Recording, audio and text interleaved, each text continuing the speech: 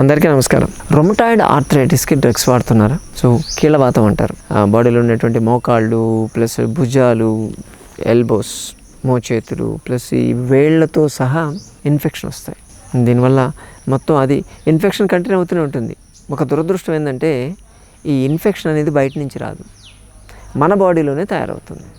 మన బాడీలోనే తయారయ్యి లోపల ఉన్నటువంటి ప్రతి జాయింట్ని ఇన్వాల్వ్ చేసుకుంటూ వెళ్ళిపోతుంటుంది. అది పెరగడమే కానీ తగ్గాలంటే చాలా కష్టపడాలి. ఎందుకంటే అది మన బాడీలో తయారైంది కాబట్టి. బయట నుంచి ఇన్ఫెక్షన్ వచ్చిందనుకోండి, మన బాడీయే దాన్ని క్లియర్ చేస్తుంది. కానీ మన బాడీయే మనకు అగెనిస్ట్గా తయారు చేస్తే అంతకన్నా దురదృష్టం ఇంకేమి లేదని చెప్పొచ్చు. అదే ఆటో ఇమ్యూన్ డిజార్డర్ అంటారు దీన్ని, ఈ రొమటాయిడ్ ఆర్థరైటిస్ని. మరి ఈ రొమటాయిడ్ ఆర్థరైటిస్కి ఏం చేస్తుంటామంటే డ్రగ్స్ వాడతారు. డ్రగ్స్ వాడుతున్నారా ఎవరైనా మీకు తెలిసిన వాళ్ళు? ఓకే, రొమటాయిడ్ ఆర్థరైటిస్కి మీరు డ్రగ్స్ వాడుతూ ఉంటే మెడికేషన్, కొన్ని పదార్థాలు ఖచ్చితంగా తీసుకోకూడదు. మీరు ఆ మెడిసిన్కి అగెనిస్ట్గా పనిచేస్తాయి. అవేంటో తెలుసా? చెప్తే ఆశ్చర్యపోతారు. విటమిన్ సి పదార్థాలు, పుల్లగా ఉండేటువంటివి అంటే ఈ మొసాంబి, సంతర, పైనాపిల్, యాపిల్, జామకాయ, నిమ్మకాయ, ఉసిరికాయ, ఇవి విటమిన్ సి. వీటిలో విటమిన్ సి చాలా ఎక్కువ ఉంటుంది. ఉసిరికాయలు చాలా ఎక్కువ ఉంటుంది. ఆల్మోస్ట్ ఆల్ మీరు 100 గ్రామ్స్ తీసుకుంటే 170 నుంచి 200 మిలీగ్రామ్స్ వరకు విటమిన్ సి ఉంటుంది. అలాగే నిమ్మకాయ తీసుకుంటే 35 నుంచి 40 వరకు, 100 grams 35 to 40 milligrams vitamin C ఉంటుంది. సో ఇంత విటమిన్ సి ఉండేటువంటి పదార్థాలు మీరు తీసుకోకూడదు. మీకు డౌట్ రావచ్చు, సార్ మీరు ఇన్ఫెక్షన్ అంటున్నారు, మరి విటమిన్ సి తీసుకుంటే రెసిస్టెన్స్ పవర్ బాగా పెంచుతుంది కదా, మనకు వచ్చినటువంటి ఇన్ఫెక్షన్ క్లియర్ చేస్తుంది కదా, ఎందుకు తీసుకోకూడదు అని క్వశ్చన్ మీకు వస్తుంది కదా డౌట్. కానీ ఇక్కడ మీరు అబ్జర్వ్ చేయాల్సింది, ఇది బయట నుంచి వచ్చిన ఇన్ఫెక్షన్ కాదు, మన బాడీ లోపలే తయారైనటువంటి ఇన్ఫెక్షన్.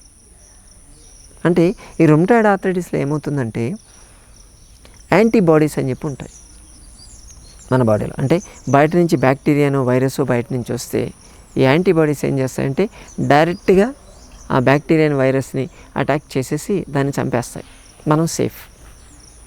కానీ ఎందుకు జరిగిందో తెలీదు, ఈ యాంటీబాడీసే మన ఓన్ బాడీని అటాక్ చేస్తాయి, మన ఓన్ జాయింట్స్ని అటాక్ చేస్తాయి. అందువల్ల ఇన్ఫెక్షన్ అవుతుంది. ఇక్కడ ఇన్ఫెక్షన్ చేసింది ఎవరు?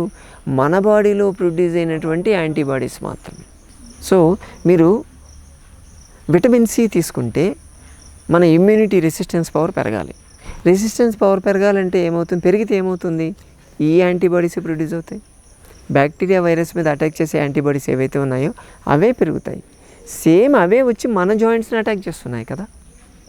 వాటిని ఇంకా ఎక్కువ చేస్తే ఇంకా ఎక్కువ అవుతుంది కదా, ఈ జాయింట్స్కి ఇన్ఫెక్షన్ పెరిగిపోతుంది కదా. విటమిన్ సి అందుకే తీసుకోకూడదు. విటమిన్ సి తీసుకున్నారు అంటే మీ బాడీలో యాంటీబాడీస్ ఇంకా పెరుగుతాయి. అంటే వేరే ఇన్ఫెక్షన్స్ లాంటివి ఏమీ రావు, కానీ మన ఓన్ బాడీలో ఉండేటువంటి ఇన్ఫెక్షన్ మాత్రం విపరీతంగా పెరుగుతుంది. మొత్తం వాపులు వచ్చేస్తాయి చాలా తొందరగా. మీకు ఉన్నటువంటి జాయింట్స్, రొమటాయిడ్ ఆర్థరైటిస్ జాయింట్స్ ఏదైతే ఇన్ఫ్లేమ్ అయ్యాయో అవి సైడ్ వెళ్ళడం, వంకర్లు పోవడం, ఇది లెఫ్ట్ ఇలా వెళ్తే అల్నార్ డీవియేషన్ అంటాం, వేళ్ళు ఇలా తయారవుతాయి, దాన్ని ష్వాన్ నెక్ డిఫార్మిటీ అంటాం. సో కాళ్ళు ఇలా వంకలు పోవడం, అది చాలా కాంప్లికేషన్స్ స్టార్ట్ అవుతాయి. అవి చాలా ఫాస్ట్గా వస్తాయి. రొమటాయిడ్ ఆర్థరైటిస్ని మీరు ఎంత కంట్రోల్లో ఉంచుకొని చేసుకుంటున్నప్పటికీ కూడా ఈ కాంప్లికేషన్స్ రావడం అనేది కంపల్సరీ. ఒక స్టేజ్కి వచ్చిన తర్వాత ఓ 10 ఏళ్ళు 15 ఏళ్ళు సఫర్ అయిన తర్వాత ఖచ్చితంగా డిఫార్మిటీ స్టార్ట్ అయిపోతుంది. నడవలేని పరిస్థితి, కింద పడుకుంది దోగడాల్సి ఉంటుంది, అంత దారుణమైన పరిస్థితి వస్తుంది.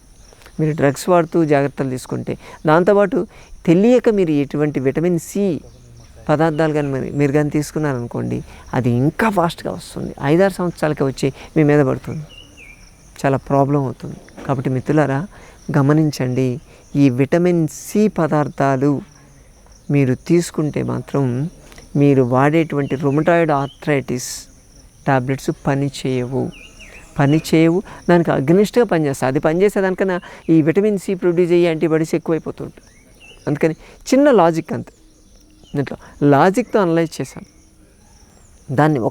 ప్రతి పదార్థాన్ని మనం తినేటువంటి డ్రగ్స్ ఫుడ్ కాంబినేషన్స్లో ఈ లాజిక్కే మిస్ అవుతుంది. జస్ట్ లాజిక్తో ఆలోచిస్తే మీరే తెలుసుకోవచ్చు, మేము చెప్పక్కర్లేదండి.